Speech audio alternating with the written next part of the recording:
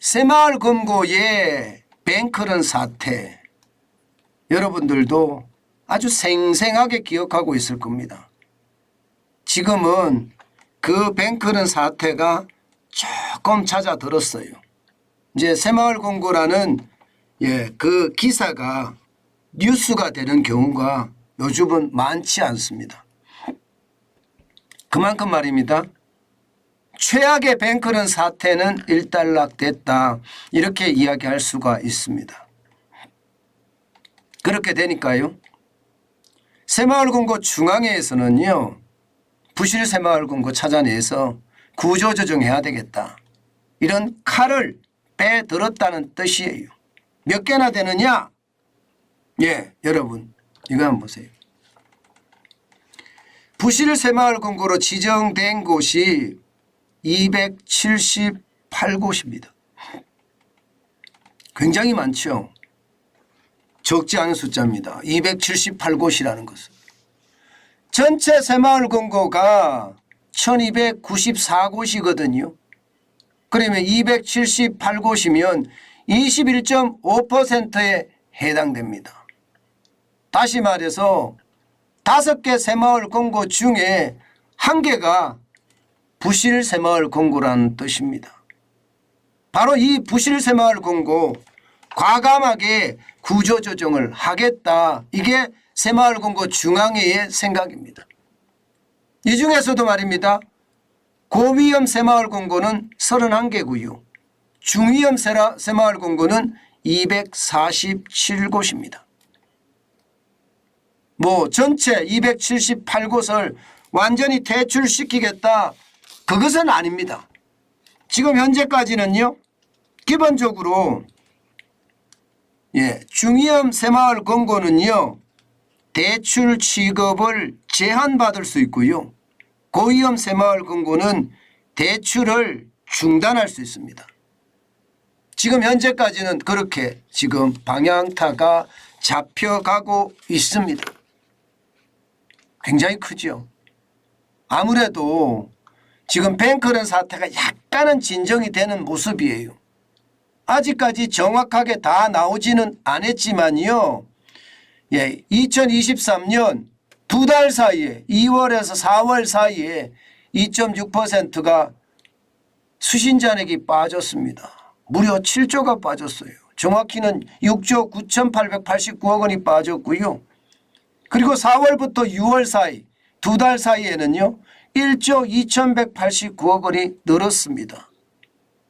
그러니까 새마을금고가 이제 완전한 어떤 뱅크런 사태에서 빠져나왔다, 이렇게 하기는 어렵지만 일단락은 돼간다, 한숨은 쉬어간다, 이렇게 이야기할 수 있는 거잖아요.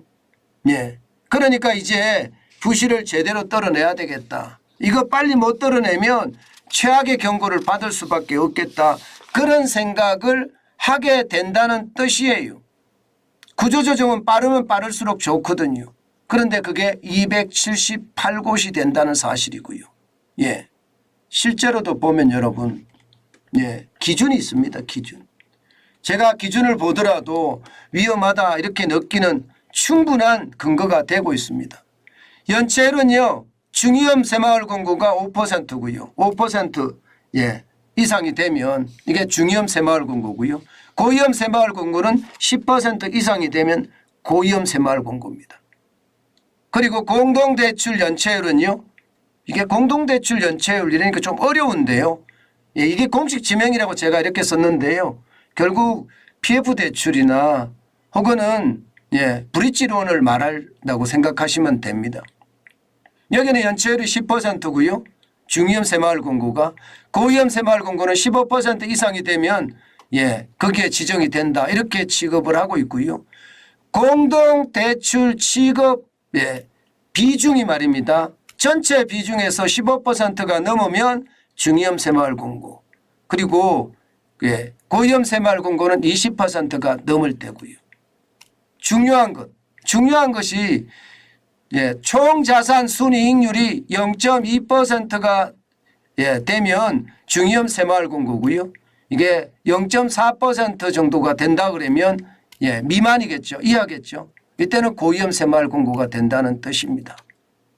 그런데 여러분, 새마을 금고 중앙회가 내세운 기준을 잘 들여다보면요, 사실 중위험 새마을 금고 굉장히 저는 위험하게 보이거든요. 오히려 중위험 새마을 금고가 이게 고위험 새마을 금고다 이렇게 느껴집니다. 다시 말해서 278곳이라고 선정을 했다고 하지만 사실은 이거보다 더 많을 수도 있겠다, 그런 생각이 진짜 많이 들었습니다. 왜냐하면 5% 이상도 말입니다. 이게 연체율이 위험하다고 이야기할 수 있지만 이게 여러분 기본적으로 말입니다. 0.4, 0.5만 넘더라도요, 이게 위험수위라고 이야기하거든요. 0.4, 0.5만 넘어도. 그런데 그게 5%까지 넘어가고요. 또 공동대출 연체율은 10%까지 가고요. 이렇게 된다는 것은 저는 심각하게 보고 있는 거고요. 더 제가 심각하게 보고 있는 것은 총자산 순이익률이에요. 자산을 돌려서 여러분 총자산 중에 순이익이 0.2%다. 야, 0.2%가 여러분 이게 기업을 운영할 수 있는 수준인가요? 0.4%가 기업을 운영할 수 있는 수준인가요? 제조업의 평균이 3%라고 이야기합니다. 3%. 그런데 0.2%, 0.4% 이렇게 잡은 것은 제가 보기에는요, 너무 느슨하게 잡은 거예요. 너무 느슨하게. 이것은 말입니다. 278곳이 아니라 더 많은 곳의 위험이 더 클 수도 있다는 그런 사실과 저는 부합된다고 생각을 합니다.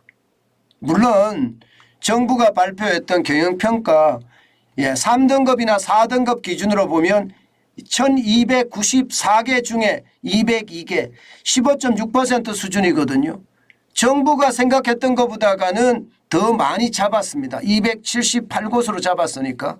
그렇지만 유동성 비율로 보면 말입니다. 70%에서 100% 미만, 이게 306곳입니다. 306곳. 70% 미만은 107곳이고요. 이것을 다 합치면 413곳입니다. 413곳. 413곳이라고 이야기하면 1294곳 중에 413곳이면 지금 278곳보다는 훨씬 더 많이 늘어나죠. 그렇습니다. 분명한 것은요, 이제 결국 구조조정에 들어갔다는 이야기고요. 이 구조조정의 폭은 더 클 수 있다는 이야기를 제가 여러분들에게 말씀드리고자 하는 겁니다. 상황이 좋아지면 이게 더 많은 새마을 금고들이 기사회생을 할 수 있겠지만 지금 바닥경제의 상황이 심상치 않거든요. 그런 상황을 감안해 보면요, 유동성 비율 100% 미만도 잠재적 위험을 가지고 있다고 생각을 해야 됩니다. 그렇게 따졌을 때는 413곳이 된다는 그런 이야기가 되는 거죠. 앞으로 더 지켜봐야 되겠지만 구조조정 과정에서요, 저는 아주 강력한 그것도 파괴적인 구조조정 일어나야 됩니다. 이게 단순하게 말입니다. 시장을 보고 이게 구조조정을 느슨하게 했다가는요, 저는 그 충격의 한파 우리 경제가 감당 못할 거라고 생각해요. 물론 한꺼번에 많은 새마을 금고를 퇴출시키는 것도 문제지만 그렇다고 부실 새마을 금고를 안고 가는 것도 문제다. 저는 그렇게 생각을 합니다. 결국 말입니다. 시간이 지나고 나면요, 이번 새마을 금고의 뱅커런 사태는요, 결국 사태란 말이 붙을 겁니다. 결국 사태란 말이 붙을 거예요. 옛날 저축은행 사태처럼 새마을 금고의 사태다, 아마 이런 말이 또 붙을 거예요. 그 정도로 말입니다. 여러분, 새마을 금고는 굉장히 위험했었어요. 그렇다고 지금 위험하지 않느냐?